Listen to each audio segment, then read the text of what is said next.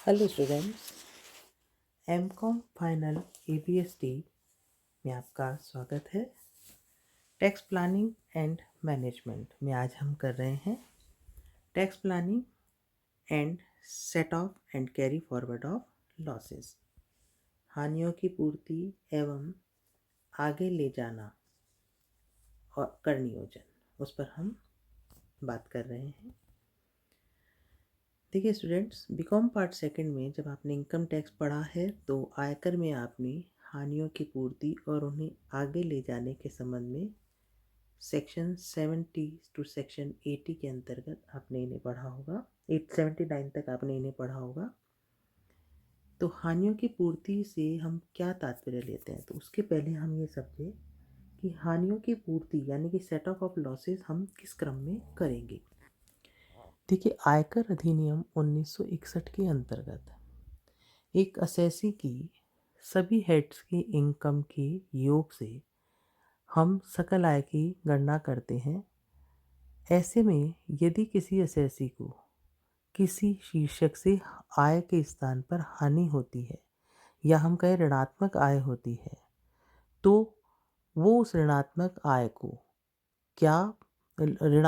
को क्या अपनी किसी धनात्मक आय से उसी शीर्षक से या अन्य शीर्षक से उसे पूरा कर सकता है। ऐसी व्यवस्था आयकर अधिनियम के अंतर्गत सेक्शन 70 टू 79 में इसकी व्यवस्था की गई है। तो पहले हम पढ़ेंगे सेट ऑफ लॉसेस और उसके बाद हम करेंगे कैरी फॉरवर्ड ऑफ लॉसेस। तो हानियों की पूर्ति से यह तात्पर्य होता है कि जिस गत वर्ष में हानि हुई हो उसको उसी वर्ष में अन्य आयों से पूरा कर लिया जाए, परंतु किसी गत वर्ष में हुई हानि को उसी गत वर्ष की किसी अन्य आय में से समायोजित नहीं किया जा सका हो, तो आयकर अधिनियम 1961 के प्रावधानों के अनुसार ऐसी असमायोजित हानि को आगे ले जाया जा सकता है। इसे ही कैरी फॉरवर्ड ऑफ लॉसेस अथवा हानियों को आगे ले जाना कहा जाता है।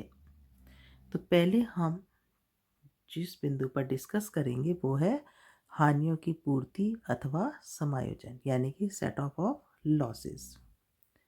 देखिए, सेट ऑफ लॉसेस में दो पॉइंट्स होते हैं। पहला, उसी शीर्षक में हानि का समायोजन।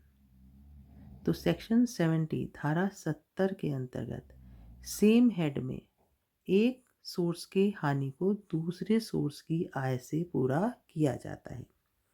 और सेक्शन 71 में इंटर हेडिंग जो है हम सेट ऑफ करते हैं, अंतर शीर्षक समायोजन हम करते हैं, यानी कि एक शीर्षक की हानि को दूसरे शीर्षक की आय से हम उसे पूरा करते हैं।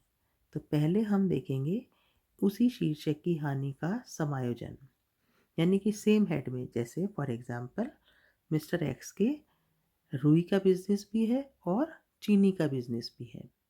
मान लीजिए उसे रुई के बिजनेस में हानि हुई लेकिन चीनी के व्यवसाय में उसे लाभ हुआ, तो वो क्या कर सकता है, गत वर्ष में रुई के व्यापार से हुई हानि को चीनी के व्यापार से हुई आय से पूरा कर सकता है। तो ये तो क्या कहलाएगा, एक शीर्षक की हानि का उसी शीर्षक में समायोजन। एक सोर्स से हानि और दूसरे सोर्स से उसे क्या हुआ, लाभ पूरा कर लिया। अंतर शीर्षक क्या होता है, इसको हम समझें। मान लो रुई के व्यापार से उसे हानि होती है 1,00,000 रुपये और चीनी के व्यापार से उसे आय होती है 80,000 रुपये। तो वो 1,00,000 रुपये की जो हानि है उसमें से 80,000 रुपये तक की हानि को तो पूरा किससे करेगा, चीनी के व्यापार की आय से पूरा करेगा।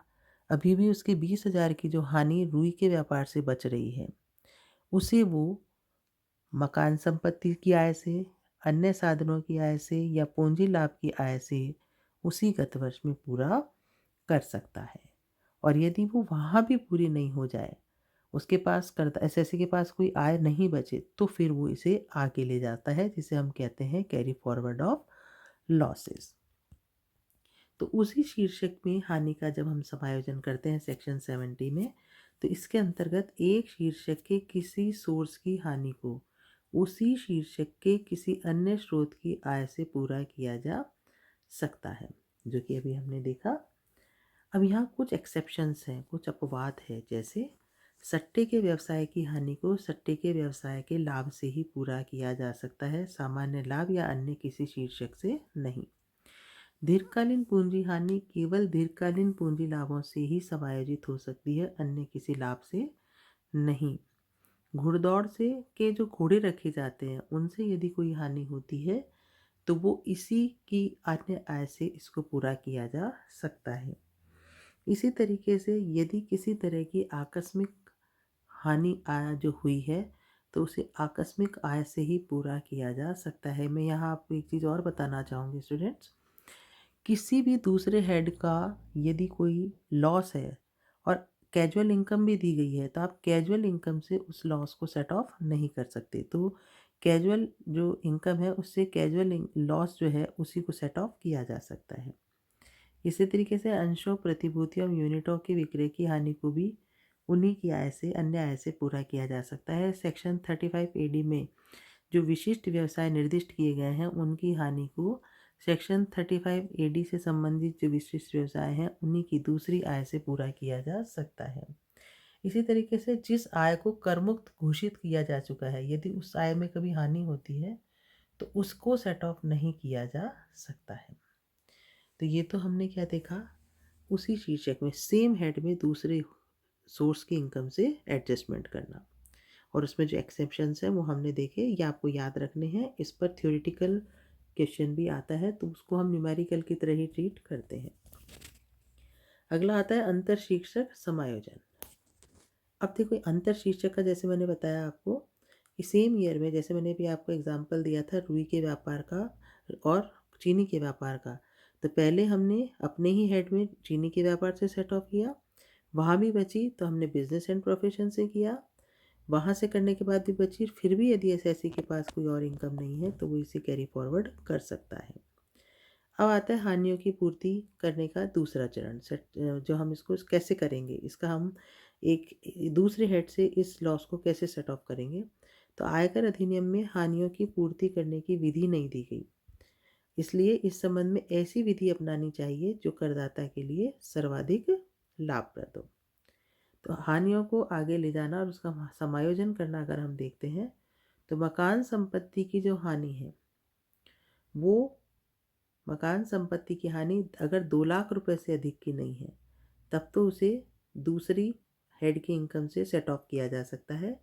यदि 2 लाख रुपए से अधिक है तो उसे कैरी फॉरवर्ड कर दिया जाता है, किया जाता है, और अगले 8 वर्षों तक मकान संपत्ति की हानि को कैरी फॉरवर्ड कर सकते हैं। इसी तरीके से व्यापार एवं पेशे शीर्षक की हानि, तो व्यापार अथवा पेशे शीर्षक की हानि को सेम ईयर में हम मकान संपत्ति की आय से और अन्य साधनों की आय से या पूंजी लाभ की आय से हम इसे सेट ऑफ कर सकते हैं। लेकिन यहाँ आपको ध्यान देना है कि व्यापार अथवा पेशे की हानि जो है वो इनकम फ्रॉम सैलरी से सेट ऑफ नहीं हो सकती है। पूंजी हानियों की जहाँ तक बात आती है, जो अल्पकालीन पूंजी हानि है वो दीर्घकालीन पूंजी लाभों से भी समायोजित हो सकती है, लेकिन दीर्घकालीन पूंजी हानि जो है वो केवल दीर्घकालीन पूंजी लाभों से ही सेट ऑफ होती है। इसी तरह घुड़दौड़ के लिए घोड़े रखने की जो हानि है वो भी सिर्फ घुड़दौड़ के लिए घोड़े रखने से यदि आय होगी उसी से सेट ऑफ होगी, अन्य किसी आय से ये सेट ऑफ नहीं होगी। तो देखिए, हम अगर बात कर रहे हैं कि हमें हानियों को किस तरीके से आगे ले जाना है, उनका किस तरीके से समायोजन करना है, तो यहाँ सबसे पहले तो हम क्या करेंगे, उनकी पूर्ति करेंगे, और यदि पूर्ति नहीं हो पाती है तो फिर हम इसको क्या करते हैं, आगे लेके जाते हैं। कुछ नियम ऐसे होते हैं स्टूडेंट जो हमें ध्यान रखना चाहिए। जैसे हमने मकान संपत्ति की हानि के संबंध में देखा कि मकान संपत्ति की हानि को आगे ले जाकर अपलिखित करने का जो मतलब जो एक लिमिट है वो केवल मकान संपत्ति की आय तक सीमित है, और प्रत्येक अगले कर निर्धारण वर्ष में 2 लाख रुपए इसकी अधिकतम सीमा है। यदि मकान संपत्ति की हानि 8 वर्षों तक भी सेट ऑफ नहीं हो सके तो 8 वर्षों के बाद, 8 कर निर्धारण वर्षों के बाद उसे अपलिखित करके आगे, अपलिखित करने के लिए आगे नहीं ले जाया जा सकता है। ठीक है, व्यापार एवं पेशे शीर्षक की हानि की यदि हम बात करते हैं तो सामान्य व्यवसाय एवं पेशे की यदि हानि को संबंधित गत वर्ष में धारा 70 एवं 71 के अंतर्गत अपलिखित नहीं किया जा सका तो ऐसी हानि को आगे ले जाकर अगले 8 कर निर्धारण वर्षों तक केवल व्यापार अथवा पेशे की शीर्षक की आय से ही पूरा किया जा सकता है। अब इसमें एक दो बातें आपको ध्यान रखनी है स्टूडेंट।